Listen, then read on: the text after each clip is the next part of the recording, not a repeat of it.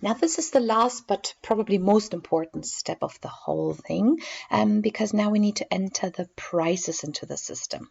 In here, you will find a list, a drop down of all of the seasons that you have created, and all of these seasons will need prices.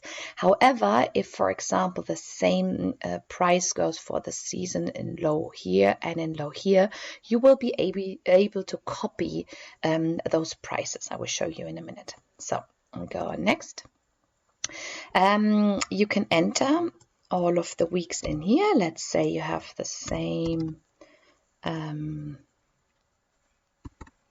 price for these price ranges here, and then maybe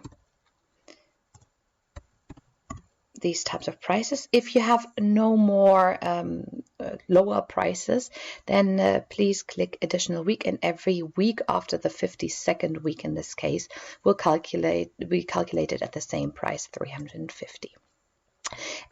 In here, for example, this is what I meant before, you have the other seasons that you have in here. You can actually click on another season and then copy the exact prices that you have set up in here to another season.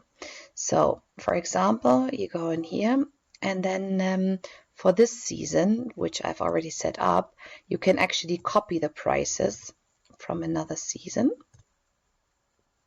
Sorry, low season, and then it will show all of them in here, and you just click on next. So this is basically how we input the prices. Please add all of the seasons, click next, and in the end you want to print out an overview over everything you've created. So please click on yes, select the year, and an overview opens in a new tab. This is the very last step. When you have finished the process, your login will be deactivated. To log in again, you will need to request a new password from us. Please let us know. Once you've clicked finish, we will get a notification that you have inputted all of your products and prices.